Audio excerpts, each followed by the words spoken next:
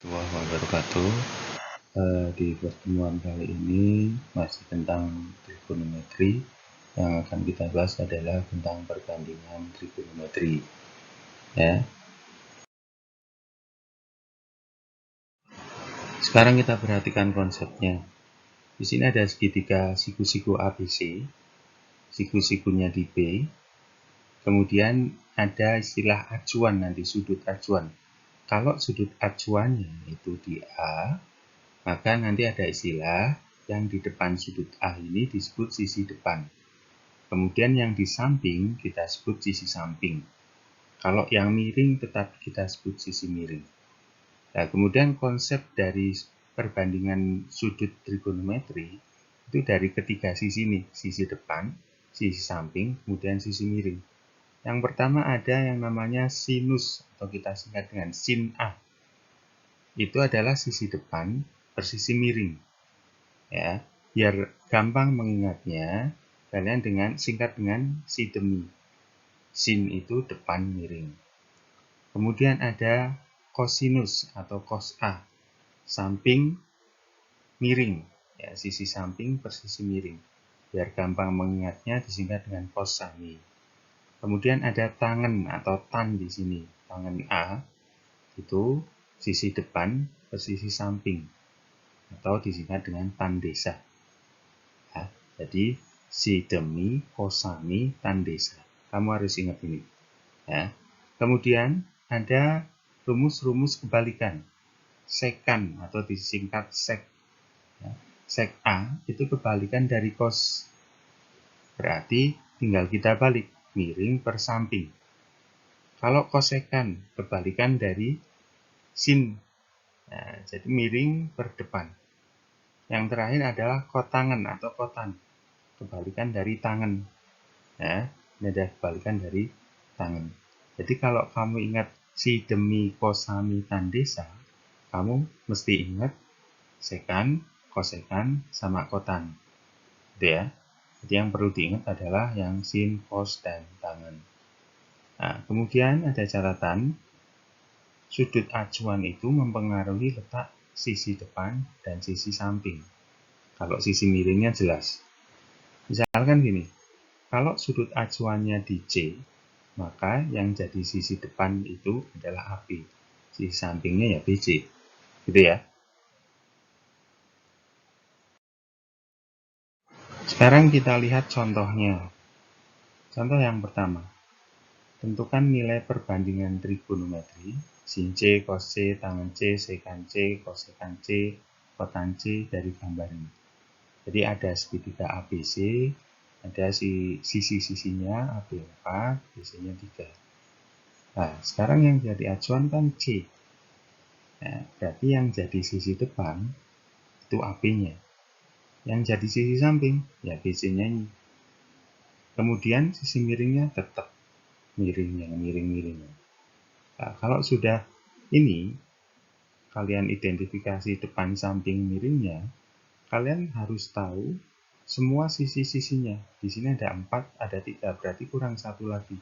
Kita cari dulu pakai Pythagoras. Jadi AC ini sisi miringnya adalah AB kuadrat ditambah BC kuadrat di akar. Kita tinggal masukkan, kemudian kita hitung, ketemu akar 25. Jadi sisinya adalah 5. Nah, kalau sisi-sisinya sudah ketahuan, tinggal kita masukkan. Sin C, ingat, sin adalah sin si demi. Ya, berarti depan miring. Ya, tinggal kita masukkan, depannya 4, miringnya 5. Kemudian cos, samping miring. Sampingnya 3, kemudian miringnya 5. Tinggal kita masukkan, 3/5. Tangan, depan, kemudian samping.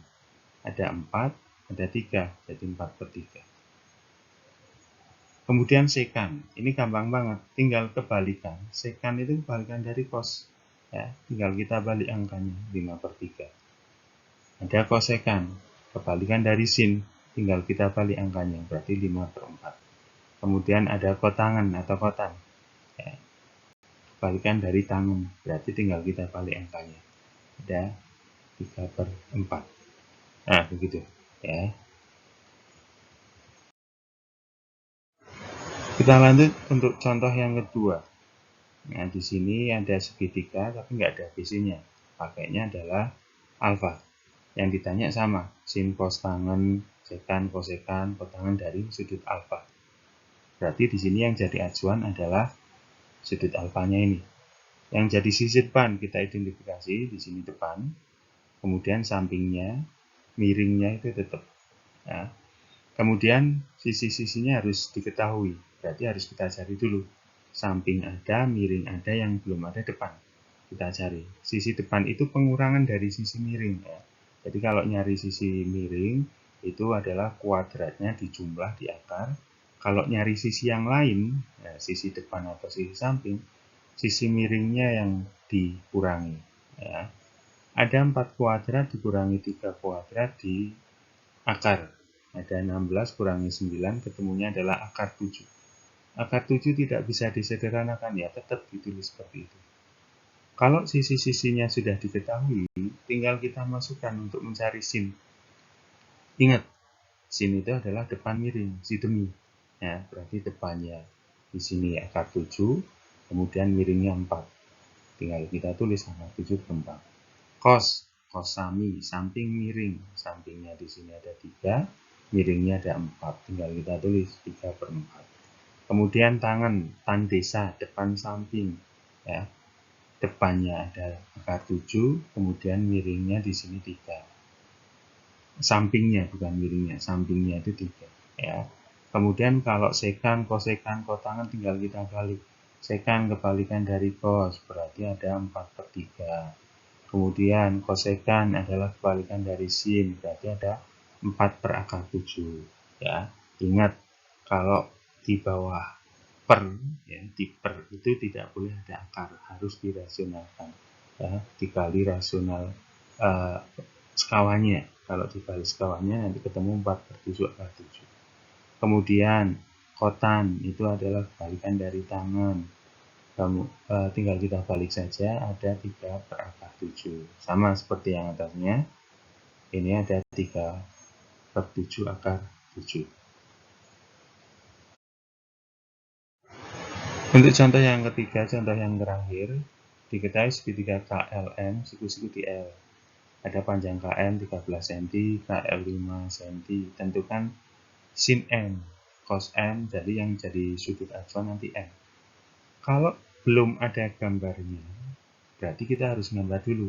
Jadi kita gambar segitiga, siku-siku, kemudian kita urutkan yang jadi siku-siku L. Nah, kemudian tinggal kita masukkan sisi-sisinya, panjangnya. KM-nya 13, KL-nya 5. Nah, ini sudah ketemu gambarnya. Jadi kalau sudah ada gambarnya, tidak perlu gambar. Tapi kalau belum ada gambarnya, kita gambar dulu segitiganya, masukkan sisi-sisinya. Nah, yang jadi acuan adalah M, karena yang ditanya adalah sudut M. Berarti KL ini jadi sisi depan. Yang jadi sisi samping ya ini, sampingnya LM ini. Ya. Kemudian miringnya tetap di sini. Ada sisi yang belum diketahui, kita cari dulu. Karena sisi miringnya sudah diketahui, maka kalau mencari sisi yang lain, kita kurangkan. LM sama dengan KM kuadrat dikurangi KL kuadrat. Kita masukkan angkanya, ada 13 kuadrat kurangi 5 kuadrat. Ada 169 dikurangi 25. Kemudian ketemunya adalah akar 144 atau 12. Sisi-sisinya sudah diketahui, berarti tinggal kita masukkan ke rumus trigonometrinya.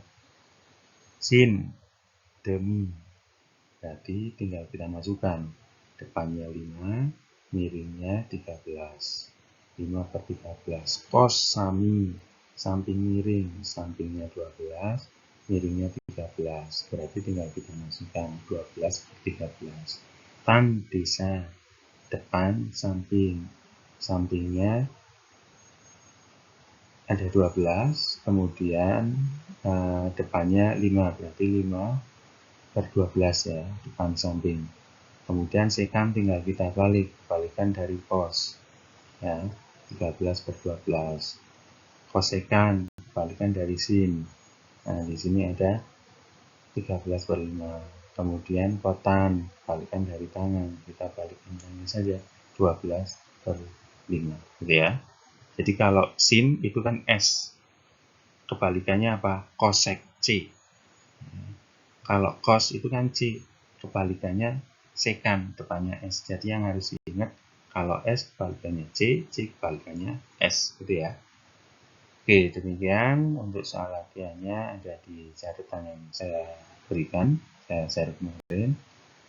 Terima kasih. Assalamualaikum warahmatullahi wabarakatuh.